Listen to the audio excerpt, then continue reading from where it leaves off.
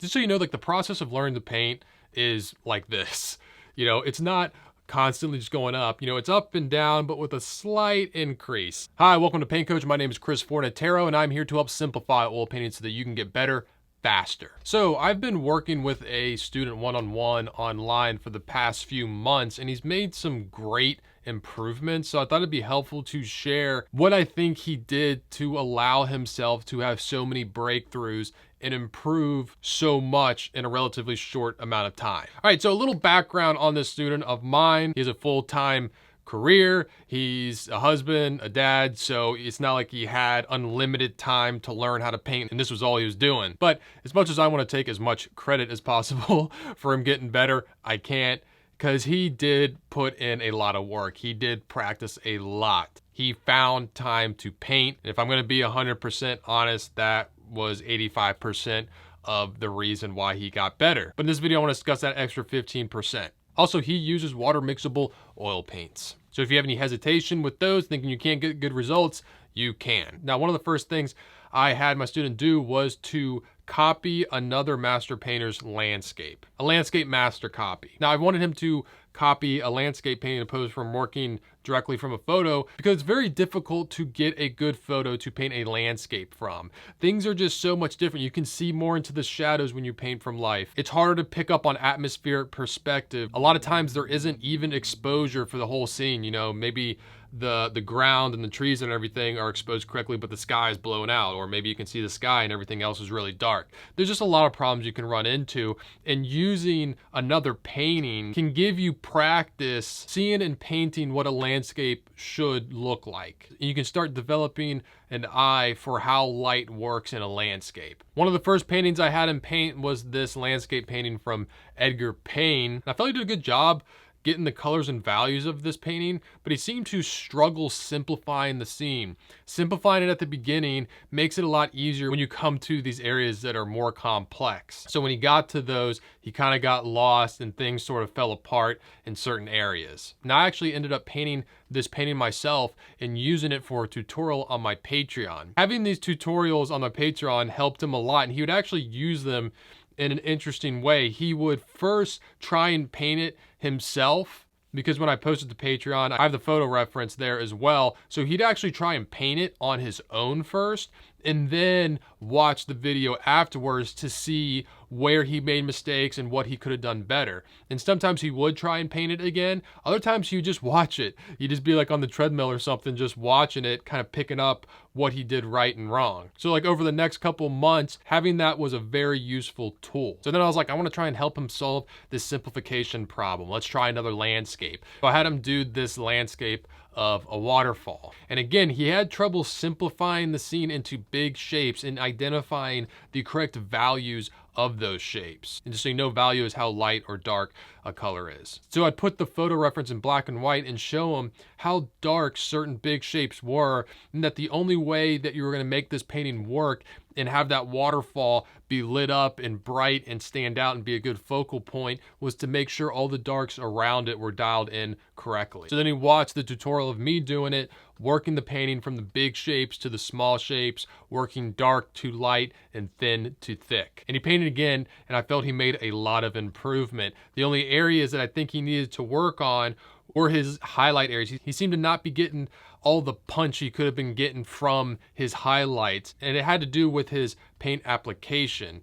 You know, like how he was putting on that thick paint, and if it was actually thick enough. It was actually a problem that we ended up solving on later on, which I will get to. So he did a couple more landscapes and made some good improvement. So I thought I would switch it up and have him do a portrait. I've talked about this a lot. Switching up your subject matter can be a very helpful thing to do. One, it'll keep you from getting bored. And also it's going to exercise slightly different painting muscles. Different subjects rely more on different aspects of painting. It's kind of like cross training. So I switched him to portraits. So then he took a crack at painting Marlon Brando from The Godfather, and we found that he had a lot of drawing errors, and we helped solve that problem by putting his reference photo right next to his painting, preferably in the same size he was going to paint it. Now this can be kind of a pain, and you're gonna have to, have a printer, and it's gonna use a lot of ink if you're painting it big, I know, but it really does make a big difference. I mean, just your painting from here to here could be the difference of a painting working or not working.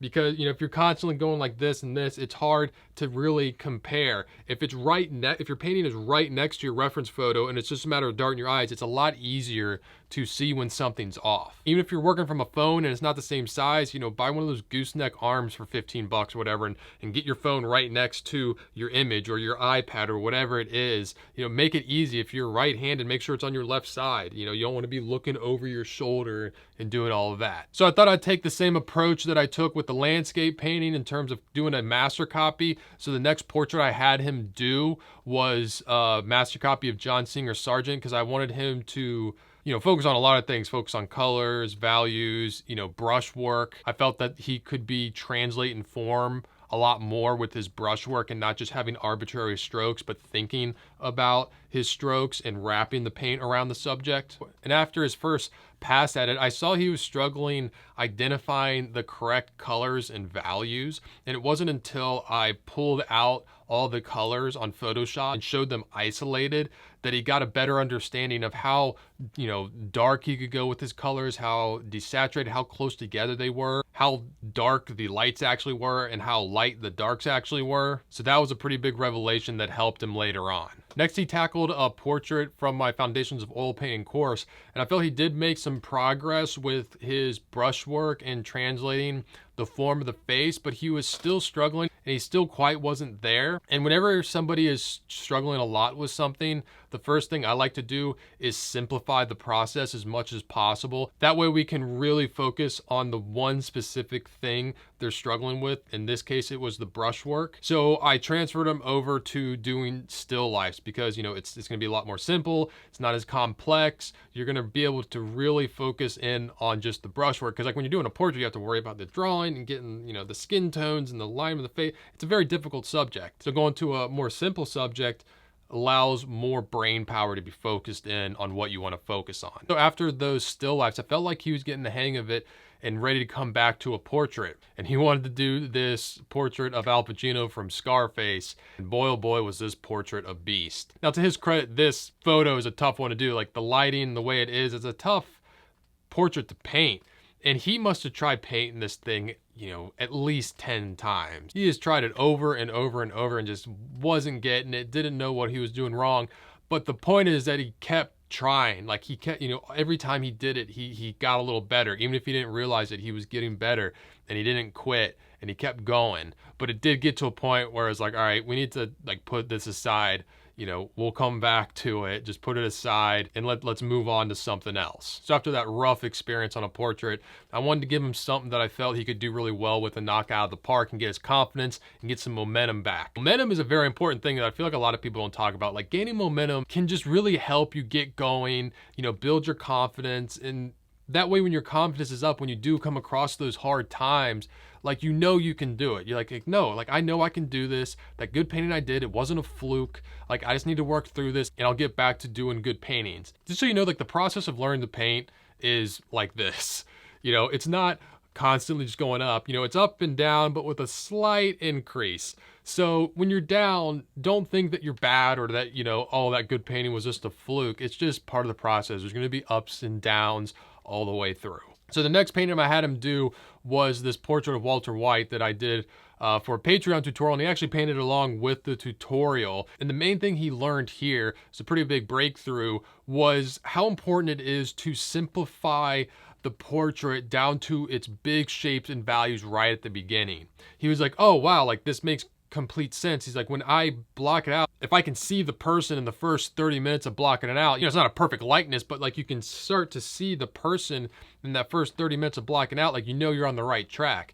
If you can't really see it, if the portrait's not making, you know, sense in 20 or 30 minutes of blocking out big shapes with thin paint, you need to, you know, take a step back and look at reworking some things. So this painting was a big breakthrough for him. I thought he did a great job on it. So I thought I'd crush him by having him go back to doing landscapes. Since the idea of simplifying at the beginning clicked for his portraits, we wanted to transfer that over and use it in his landscapes. So he tried another landscape painting from the Patreon library and it clicked. He really focused on blocking in the big shapes at the beginning, mainly the big dark shapes. Even in your areas that have highlights in them, you still want to block it as like, you know, the darkest highlight, because it's a lot easier to build light paint on top of dark paint opposed to having to go back in with dark paint into light paint and try and darkening paint. He did a great job with this one. He really nailed the effect of making this wall look like it's lit up. And at this point, I felt that this was definitely the best landscape he had done. So after that, he went back to portraits. He did a portrait of the boss, and I thought it turned out great. So then he wanted to take another crack at that Al Pacino Scarface painting, and this time he got it. It was so cool. He struggled at it. He left it away, went, worked on other things, developed his skills, and then came back and did a great job. So he moved on to doing some more paintings, but he seemed to still have a problem when it came to his landscapes of being able to get the paint to do what he wanted it to do. Like in this landscape painting he did from my course, he was having trouble getting the light greens in the trees, you know, to be as strong and as vibrant as he wanted. And what we came to realize is that he was using his linseed oil, his medium, too early and too often. See, I like to work a painting thin to thick. You know, I'll start out with paint, thinned out with paint thinner, then progress to working with paint with some medium, and then, you know, thick paint. But at the beginning stage of the painting, I'll use paint thinner to keep the paint thin and move it around to block in, you know, the big dark shapes,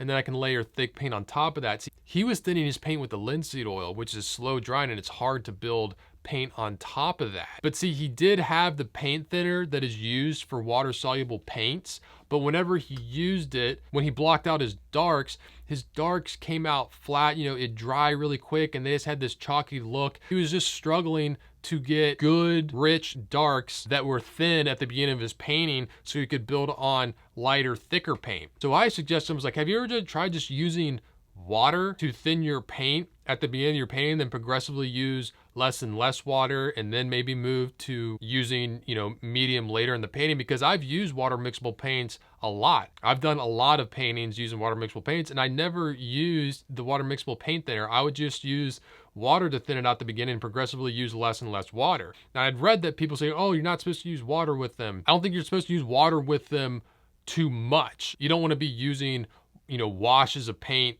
with water throughout the entire painting. You actually want to build to the consistency of paint and be using thick paint. So he did that. He changed it, and it was a night and day difference. He was finally able to control the paint, start out with thin, good, rich, dark layers, and build lighter paint on top of it.